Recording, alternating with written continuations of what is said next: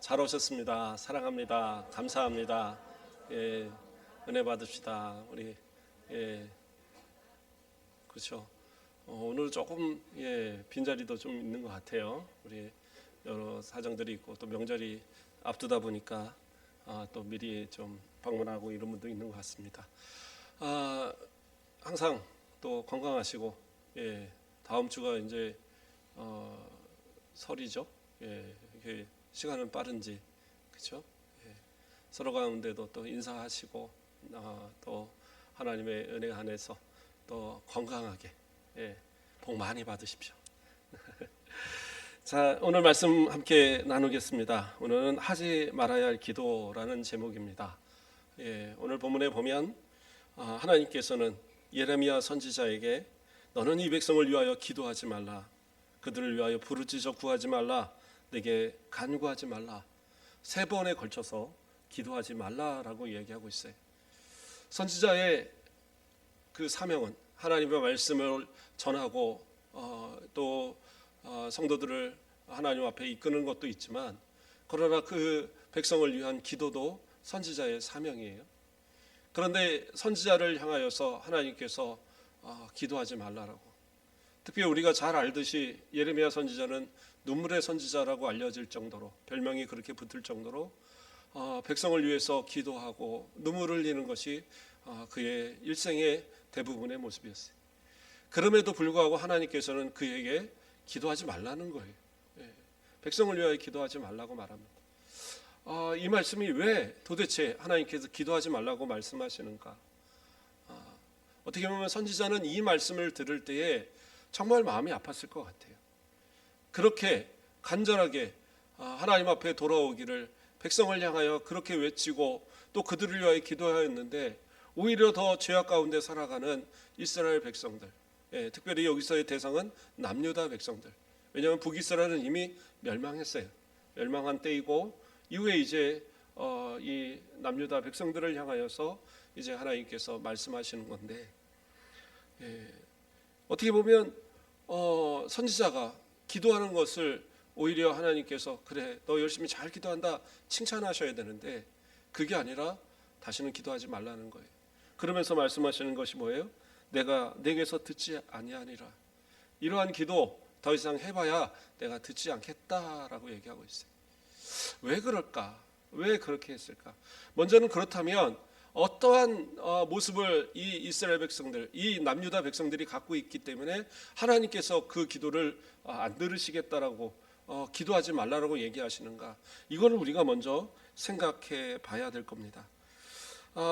이 유다 백성들, 그들은 하나님 앞에서 어떻게 보면 이 북이스라엘과는 좀 다른 이 모습이잖아요.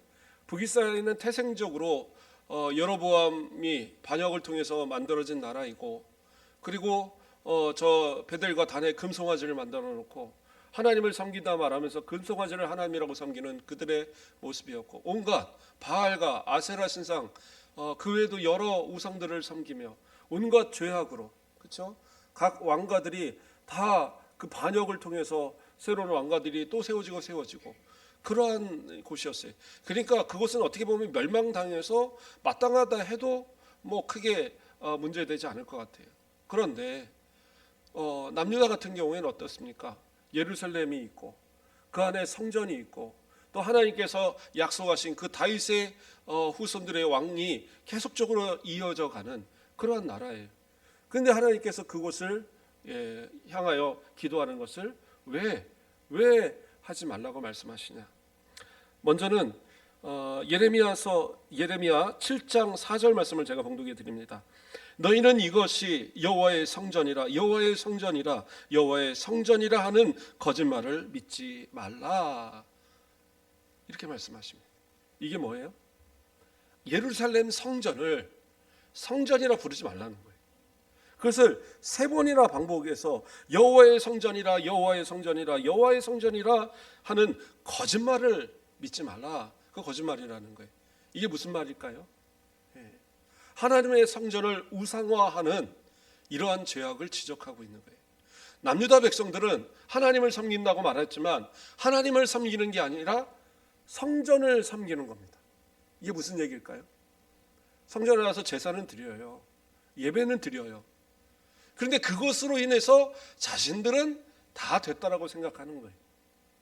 성전이 있기 때문에, 여호와의 성전이 있기 때문에 하나님께서 이 백성이 어떠한 죄악을 범해도, 어떠한 잘못을 범해도 이 나라를 멸망시키지 않을 것이다. 이 예루살렘만큼은 멸망시키지 않을 것이다. 이러한 생각을 갖고 있었다라는 거예요. 그러니까 하나님 뭐라 그래요? 하나님이 함께 하시지 않는 성전, 하나님께서 그 임재하시지 않는 성전, 그것은 더 이상 성전이 아니다라는 거예요. 제사장들이 아무리 거룩한 것처럼 옷을 입고 사람들을 향하여서 자, 우리 하나님께 예배합시다, 우리 하나님께 제사합시다, 그렇게 말한다 할지라도 그것이 성전이냐? 그렇지 않다라는 거예요. 그거 거짓말이다라는 거예요. 왜? 하나님이 함께 하시지 않으면 성전이 아닌 거예요. 어떤 영화에서 보니까 그런 영화가 있더라고요. 미국에 이제 이 대통령이 타는 그 비행기 있잖아요. 그걸 에어포스 원이라고 이렇게 부르던가요? 뭐 그렇게 부를 겁니다. 그런데 이 비행기가 이제 이 납치범들한테 어떻게 해갖고 이제 이 비행기가 점령이 당한 겁니다. 대통령이 위기에 처했어요. 그런데 이제 어떤 절차 해갖고 이것을 이제 그 대통령을 구출했습니다. 구출해서 전투기에다가 딱 태운 거예요. 그리고 나서 전투기 조종사가 거기서 딱 그 무전으로 치는데 지금부터 이 전투기가 에어포스 원입니다 하고 딱 보고를 하는 거예요. 왜요? 아무리 멋떨어진 비행기라도 그것은 대통령이 타지 않으면 에어포스 원이 아닌 거예요. 그런데 자그마한 전투기라도 거기에 대통령이 타면 그게 일본이 되는 거예요. 마찬가지인 겁니다.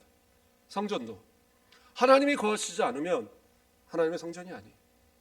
교회도 예수 그리스도가 머리가 되지 않으시면 교회가 아니에요. 그러니까 우리는 항상 건물이다라는 개념이 강하다 보니까 그냥 여기 앉아 있으면 당연하게 구원을 받는 거고, 여기 앉아 있으면 만사형통하는 것 같고, 여기 앉아 있으면 모든 죄가 저절로 사해지는 것 같고, 우리는 자꾸 그렇게 생각한단 말이에요. 그저 이 자리에 있고 이거 하나 붙들고 있다라고 해서 모든 것이 다 될 것 같은 그러한 착각 아니다라는 거예요. 하나님을 진정으로 모시고 예수 그리스도를 머리로 모시고 그리고 각 지체된 우리들이 하나가 되어져 있는 이 모습 가운데 이것이 교회고 이것이 하나님의 성전이 되는 거예요. 그런데 하나님을 모시지 않고 전혀 하나님과 관계없이 그저 자신들의 어떠한 그 마음의 만족만을 위해서 그 자리를 채우는 이런 모습이다. 그것은 아니다라는 거예요. 마치 그 우상들을 섬기고 우상을 세워놓고 거기다가 열심히 복을 빌고 우상 가지고 있으면 자기네들이 무슨 큰 복을 받는 것처럼 착각하는 것처럼 하나님은 그렇게 섬기는 게 아니에요. 그것은 뭐예요? 성전을 우상화시키는 거예요. 이렇기 때문에 하나님께서는 이 죄악에 대해서 강력하게 지적하고 계시는 거예요.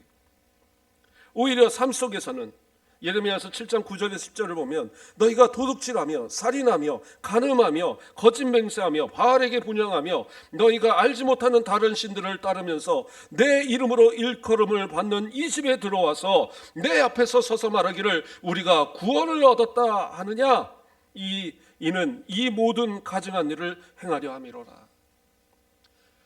나는 구원받았어. 이 성전에 있으니까, 나는 이 예배당에 들어와 있으니까 나는 구원받았어. 그러니까 내 마음대로 좀 살아도 괜찮아. 뭐 죄짐은 어때? 그게 뭐예요? 그게 구원받으리예요.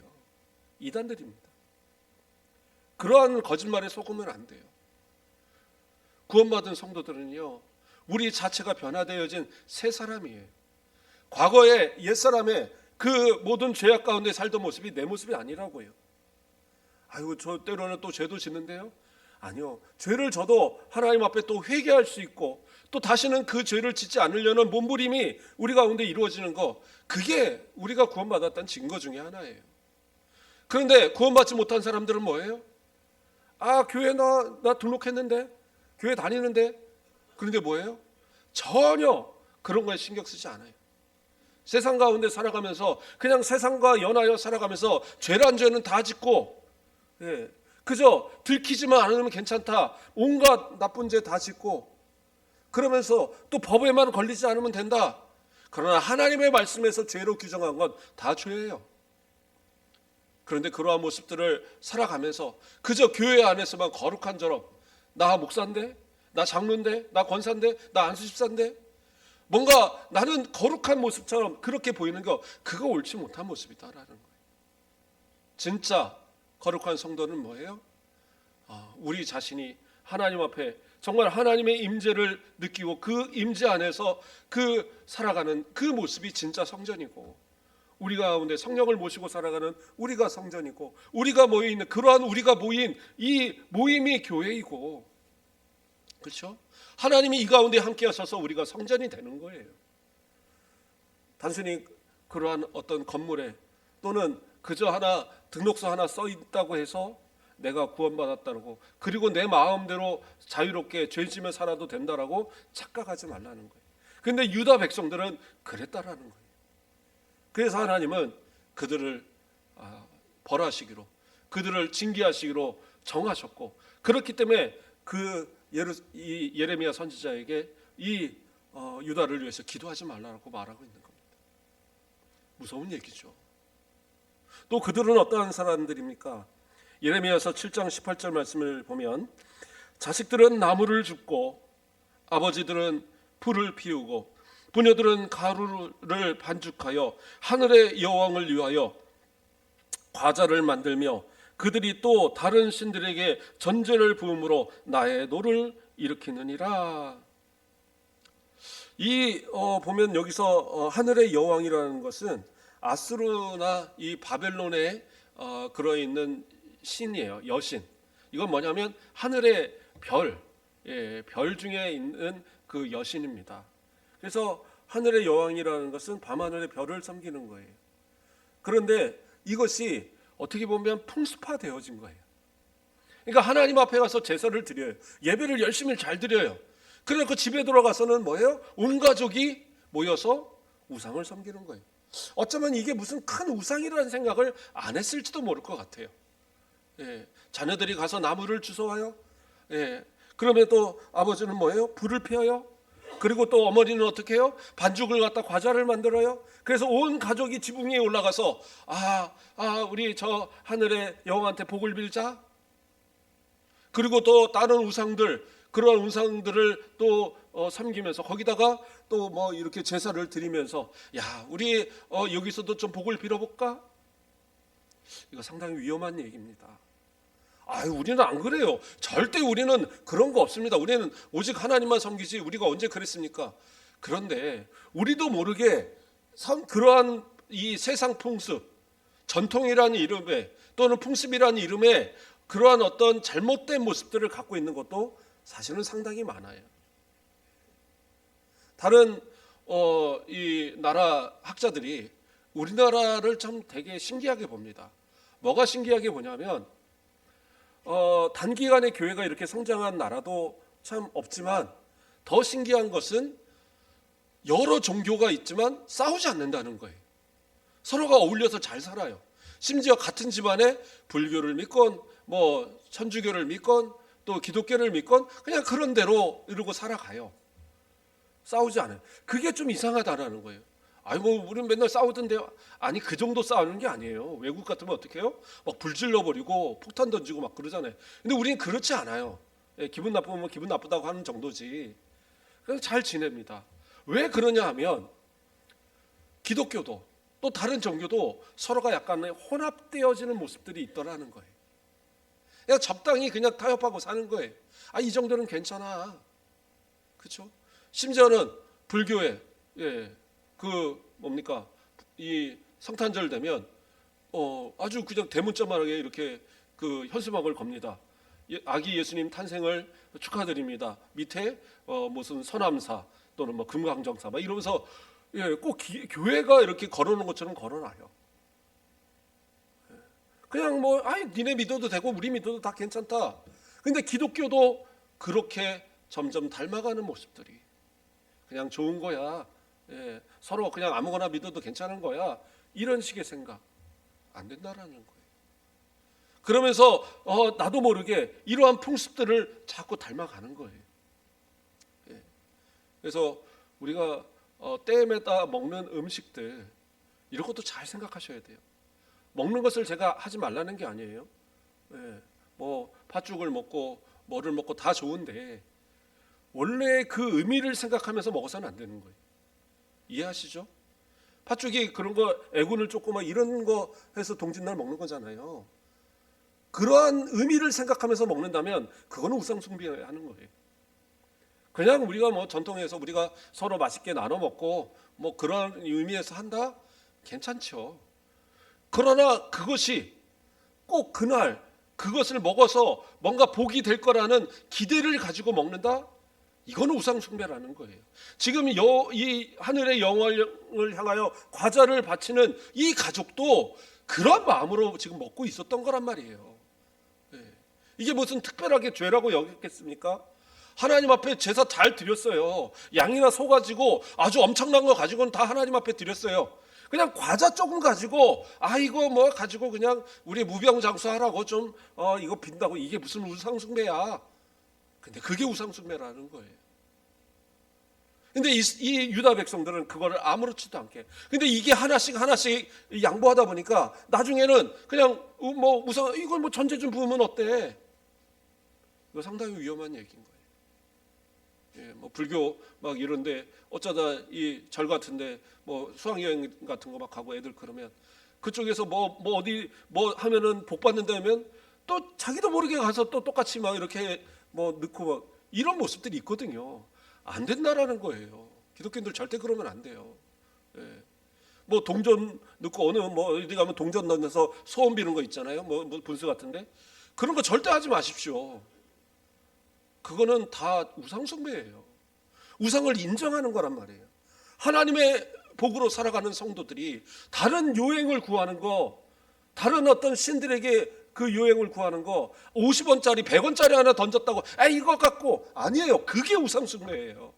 그것을 지금 유다 백성들은 아무렇지도 않게 행했다라는 거예요. 그러니까 하나님은 아무리 경고하셔도 하나님 이 정도는 괜찮지 않습니까? 그래서 그들은 하나님께서 버리신 거예요. 그것 때문에 멸망했다고요. 또 예레미야서 7장 30절 말씀을 보면 여호와께서 말씀하시되 유다 자손이 나의 눈앞에 악을 행하여 내 이름으로 일컬음을 받는 집에 그들의 가증한 것을 두어 집을 더럽혔으며 이게 뭐예요? 심지어 므낫세 왕이나 이러한 왕들 어떻게 해요? 성전 뜰에다가 우상 갖다 놓고 우상 제단 놓고 거기다 제사를 드려요. 이거 말도 안 되는 일이잖아요. 그런데 이방 족속들이 그렇게 했거든요. 자기네 신전에다가 어디 가서 신상들 뺏어오면 거기다 쫙 진열을 하는 거예요. 블레셋이 그렇게 했잖아요. 다곤 신상 그 신전 안에다가 여호와의 법궤를 뺏어갖고 우리가 여호와의 신을 이겼다. 전리품으로 갖다 넣어놓는 거예요. 그것을 막 세워놓고 또 그것에 이제 복을 비고 이제는 이 신이 우리 신이다 그러고 쫙 갖다가 어떻게 해요? 하나님께서 그 다윗이 갖다가 그 신상을 갖다가 목 댕그랑 손목 댕그랑 가서 집어 던져버리시잖아요. 절대 병립할 수가 없어요. 나는 이것도 믿고 이것도 믿고 그게 하나님이 가장 싫어하시는 거예요. 이스라엘 백성들은요 하나님을 한 번도 안 믿어본 적이 없어요. 한 번도 하나님을 저버린 적이 없습니다. 그들이 멸망할 때까지도 그들은 하나님 섬겼어요. 문제는 뭐예요? 하나님 섬기고 바알 섬기고 하나님 섬기고 아세라도 섬기고 하나님 섬기면서 아스타로트 섬기고 하나님 섬기면서 심지어 몰렉 그 자신의 자기들 아이들을 갖다가 태워 그 제사로 인신 제사 드리는 이 아주 더러운 신 몰렉도 그래서 그 신상을 흰논의 그 아들의 골짜기라고 이름 불려진 흰놈의 아들이라고 골짜기라고 버려진 그 곳에다 갖다가 세워놓고 거기다가 이제 그 다곤 신상을 섬기는 몰렉 신상을 섬기는 몰렉을 섬기는 그런 아주 모습까지 범했잖아요. 이러한 이 악한 이 모습이 하나님 보시기에 정말로 죄악의 모습이다라는 거예요. 어떤 분들은 그래요. 예, 교회를 다녀도 다른 신도 다 있지. 꼭 뭐 하나님만 있겠어? 혹 예수님만 믿어야 되는 거야? 아니 뭐 예수님 믿고 하나님 믿고 저 알라도 믿고 다 믿어도 되는 거지. 그냥 그 풍습이나 전통이 아니라 아예 그렇게 생각하는 분들이 있어요. 잘못된 겁니다. 하나님은 유일하신 하나님이세요. 예수 그리스도로 인해서밖에 구원의 길은 없어요. 오직 예수 그리스도를 믿어야 구원받아요. 이 사실이 흔들리면 이것은 답이 없어요. 나 하나님 안 믿는 거 아니라니까. 나 믿는다니까. 아무리 예수 믿어라고 얘기해도 나 예수 믿는다니까. 그런데 뭐예요? 예수 믿는데 다른 것도 믿어요. 이게 안 되는 거예요. 하나님 앞에 철저하게 과거에 내가 가졌던 모든 우상의 습관, 우상의 뭐 이런 신앙 다 버려버리세요. 왜 못 버리세요? 그냥 버려버리시면 되는 거예요. 그런다고 해서 가정에 무슨 복이 사라지고 그런 거 아니에요. 하나님께서 오히려 보호하시면 어떤 악한 사단마귀도 건들지 못해요. 악한 자가 감히 건들지 못하도록 우리 주님께서 지켜주신다라고 성경에 다 얘기하잖아요. 요한일서에서도 이야기하고. 주님이 지켜주시는 그러한 우리들인데 감히 어떤 우상이, 감히 어떤 마귀의 졸개들이 우리를 건들 수 있어요. 못 그래요. 오히려 하나님 믿는다고 말하면서 믿음이 연약하니까 오히려 저 우상하고 대충 타협하고 그렇게 믿고 이것도 좋고 저것도 좋고 그러니까 와서 건드는 거예요. 신앙 건들고 다 본다니까요. 마귀도요 건들만한 사람 건듭니다. 그래요. 이 마귀도 정말 그런 것 같아요. 건드려서 넘어질 만한 사람을 건드려요. 왜? 정말로 믿음 강한 사람은 건드린다고 넘어질 사람이 아니거든요. 그러니까 안 건드는 거예요. 그렇게 될 때까지 우리 믿음을 좀 그렇게 키워가야 되는 겁니다. 그렇지 않겠어요? 마귀가 본전도 못 찾을 거 못하러 건들겠어요. 근데 건들만 하니까 저 사람 대단한 것 같은데 돈 가지고 살짝만 건들면 넘어갈 거야. 저 사람 뭐 대단한 것 같지만 명예 가지고 살짝만 건들면, 자식 갖고 살짝만 건들면 넘어갈 거야. 그럴만 하니까 건드린단 말이에요. 그러지 마세요. 하나님 앞에 진짜 믿음을 가진 성도라고 한다면 오직 하나님만 섬기고 오직 예수 그리스도만 섬기고 주님의 말씀이라면 오직 그 말씀만 따라 사는 거예요. 그렇게 해서 감히 어떠한 사단 마귀가 우리 건들지 못하도록 그렇게 오직 유일하신 하나님을 섬겨야 되는데, 이 유다의 백성들은 어떻게 해요? 그냥 가정에서 조금 섬기다 그것으로 끝내지 않고 나아가서는 그 성전에다 대놓고 우상을 갖다 같이 섬겨놓고 번거롭게 성전에 섬기고 또 저기 가서 섬겨, 그냥 성전에다 같이 놓고 하나님 섬기고 바알도 섬기고 그러면 될 거 아니야. 이 엄청난 죄악을 하나님 앞에 범하는데 하나님이 두시겠냔 말이에요. 멸망시킬 수밖에 없는 거죠. 그리고 또 어떤 말씀이 있습니까? 예레미야서 7장 6절 말씀을 보면 이방인과 고아와 과부를 압제하지 아니하며 무죄한 자의 피를 이곳에서 흘리지 아니하며 다른 신들 뒤를 따라 화를 자초하지 아니하면 뭐예요? 이렇게 하면 하나님께서 이 땅에서, 이 가나안 땅에서 영원토록 살게 해주시겠다라고 약속하신 말씀이에요. 근데 이 말씀이 왜 주어지느냐? 이렇게 하지 않았다라는 거예요. 그러니까 종교적인 죄악도 다 범하면서 결국에는 어떻게 해요? 더 나아가서는 가난한 자, 힘없는 자, 약한 자를 압제하고 그들을 약탈하고 그들을 무시하고 억울한 자들을 억울하게 이 뇌물로 재판해서 완전히 죄가 없는 사람을 죄인으로 만들어버리고, 이러한 어떤 부정과 부패가 가득한 이것이 바로 유다의 모습이었다는 거예요. 종교적으로도 무너져요. 정치적으로도 문제가 있어요. 도덕적으로 다 무너져요. 모든 재판과 모든 것이 다 망가졌어요. 뭐예요? 이러한 나라는 하나님이 멸망시킬 수밖에 없죠.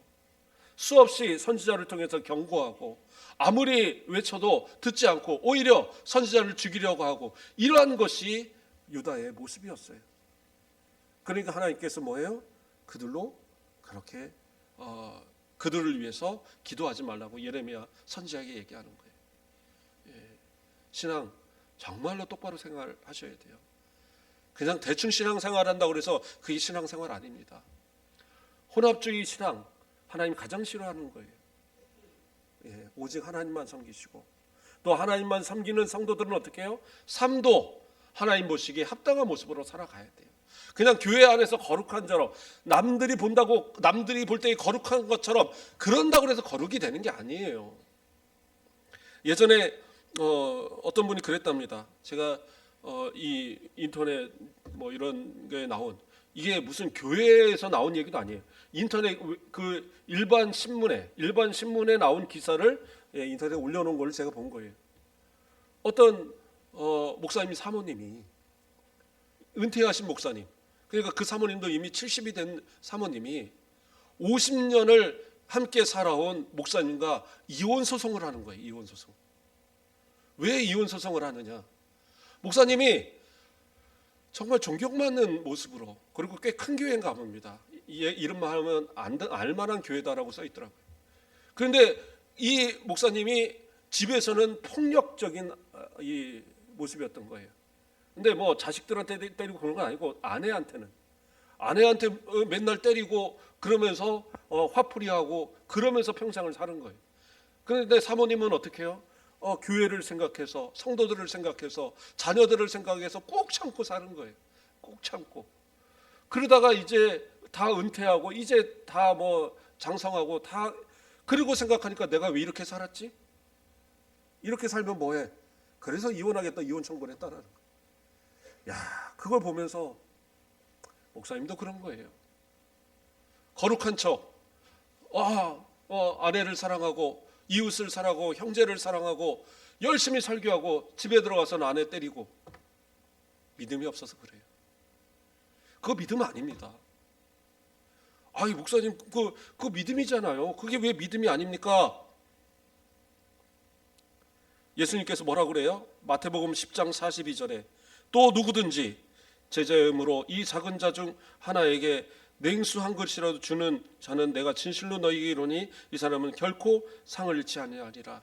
작은 것 하나라도 그것은 분명히 상을 주신다고 약속을 하셨어요. 그런데 반면에 마태복음 18장 6절에서 뭐라고 그래요? 누구든지 나를 믿는 이 작은 자 중 하나를 실족하게 하면 차라리 연자 맷돌을 그 목에 달려서 깊은 바다에 빠뜨려지는 것이 나으니라. 그래요. 그 목사님이 많은 사람 구원하겠다고 그 설교 잘하고, 많은 사람 인도하겠다고 그 막 섬기고 다 했을지 몰라요. 근데 누구예요? 자기 아내를 실족하게 만들었으면 그거 죄라는 거예요. 연자맷돌 가지고 지옥에 빠질 만한 거예요. 무섭지 않으세요?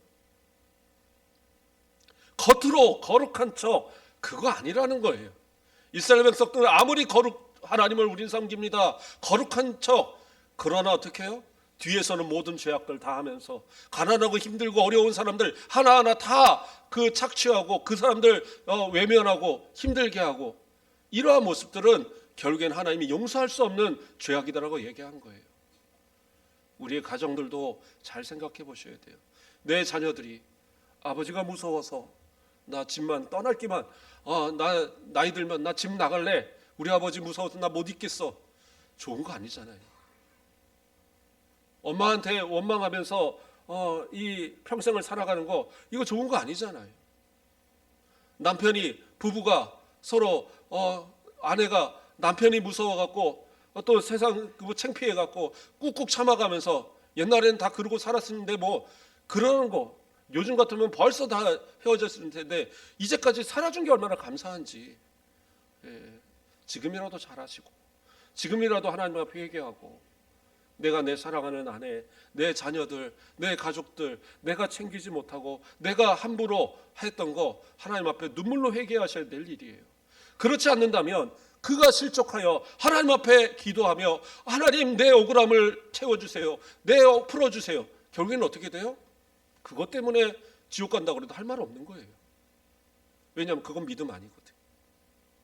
지금 예레미야는 바로 그러한 이유로 인해서 하나님 앞에 기도하지 말라는 말을 듣고 있는 거예요. 그러면 예레미야가 기도 안 해야 되겠습니까? 그래도 예레미야는 기도하겠죠. 그런데 기도의 방향이 다른 거예요. 자, 지금까지 말한 이런 죄악, 아마도 이 심판에 이 말을 떨어졌을 때 예레미야는 이 심판을 취소시켜 달라는 기도를 했던 것 같아요. 하나님, 심판을 취소시켜 주십시오. 예루살렘의 멸망을 취소시켜 주십시오. 아직 기회를 주십시오라는 얘기를 했을 것 같아요. 그러나 그게 아니에요. 죄를 지었다면 죄에 대한 값이 분명히 치러져야 되는 겁니다. 그렇잖아요. 살인한 사람이 하나님 앞에 기도하면서 저 살인죄에 범했습니다. 하나님 용서해 주세요. 그래요. 할 수 있어요. 근데 뭐예요? 살인을 범했으면 가서 죄의 값을 치러야죠. 감옥에 가서 죄를 치러야죠. 평생을 그걸 숨기고 살아가면서 나는 죄 없는 것처럼 그래갖고 그 공소시효 지나기만 기다렸다가 막 그러면서 도망다니면서 그러면서 하나님 용서해 주세요. 이건 아니라는 거예요. 이건 하나님이 용서하지 않으세요. 그러한 기도는 해서도 안 되고 그러한 사람을 위한 기도도 해서도 안 되는 거예요. 오히려 회개할 수 있도록 기도해야죠. 하나님 앞에 부르짖어 다시 한번 회개하도록, 이제 하나님 앞에 죄를 깨닫고 회개할 수 있도록 기도하는 것, 그게 중요한 거예요. 이게 예레미야 선지자의 기도가 그러한 기도가 아니라 단순히 그들의 멸망이 취소되기를 위한 기도였기 때문에 하나님께서 그렇게 기도하지 말라는 거예요. 그러나 회개를 위한 기도, 하나님 앞에 눈물 흘려 다시 돌아올 수 있도록 기도를 할 때에 하나님은 뭐예요? 그 멸망으로 끝나는 것이 아니라 다시 이 70년이 차면 그들을 돌아오게 하실 거라는 약속을 주시잖아요. 뭐예요? 회개할 기회를 주시는 거예요. 죄값을 치르는 거, 때로는 징계받는 거 두려워하지 마세요. 그것이 죄의 결과라고 한다면 그걸 담대하게 받으세요. 그리고 하나님 앞에 회개하세요. 왜? 그것을 통해서 하나님은 우리를 변화시키고자 하는 기회를 삼는 거예요. 그런데 그렇다고 해서 나는 그냥 죄값 치렀으니까 또 죄 짓고 살지, 절대 그래서는 안 되겠죠. 성도들은 하나님 앞에 정말 그리스도인으로서 부끄럽지 않는 모습을 살기 위한 몸부림이 있어야 되고, 믿는다고 한다면 믿는 그 믿음이 삶을 통하여서 하나님이 받으실 만한 거룩한 제물, 영적 예배로서 삶을 통하여 드려지는 모습이 우리 가운데 있어야 돼요. 오직 유일하신 하나님을 어길 만한 모든 그 작은 부분에서도 다 그것을 쳐내고 그것을 버릴 수 있는 그러한 결단이 있어야 됩니다. 아이고 무슨 재미로 살아요? 그래도 재밌어요. 왜 재미없겠습니까? 말씀으로 살고, 말씀 보며 살고, 기도하며 살고, 성도들 가운데 교제하며 살고, 충분히 재밌게 살아요. 전혀 재미없는 거 아니에요. 하나님 앞에 참 믿음 가지고 이러한 믿음으로 살면서 우리의 자녀들을 위하여 기도하고, 우리 부모를 위하여 기도하고, 형제를 위해서 기도하고, 아내를 위해서, 남편을 위해서 서로 기도하는 가운데에 하나님께서 그 기도를 들으시고 이들에게 복 주시고 이들에게 하나님의 은혜를 보여주시는 그런 역사가 있도록, 하나님께서 더 이상 기도하지 말라고 단언하여 말씀하시는 그러한 우리들의 모습이 아니라, 기도할 때마다 하나님께서 형통함으로 하늘의 복과 땅의 복으로 충만하게 채워주시는 은혜의 삶을 누려가는 우리 모든 성도들 되길 주님의 이름으로 축원드립니다. 기도하겠습니다. 사랑의 하나님, 감사를 드립니다. 우리가 세상을 살아가면서 하나님을 믿는 믿음의 성도라고 말하면서도 과연 하나님의 자녀다운 삶의 모습을 살아가는가 돌아볼 때에 죄스럽고 아버지 앞에 날마다 부족함으로 회개할 수밖에 없는 우리의 모습인 것을 고백합니다. 더는 세상과 타협하여 살아가지 말게 하시고, 세상의 습관을 쫓아 살지 말게 하시고, 오직 하나님만을 섬기며 주님을 믿는 그 믿음에 합당한 삶으로 세상 사람들에게도 저들이 하나님의 삶으로 정말 모범된 모습이다라고 인정받을 만한 우리의 모든 삶의 모습이 되도록 주님 앞에 부끄럽지 않는 신앙의 승리자들 되도록 축복하여 주시옵소서. 감사합니다. 예수 그리스도의 이름으로 기도드립니다. 아멘. 우리 찬송가 337장 하나님 앞에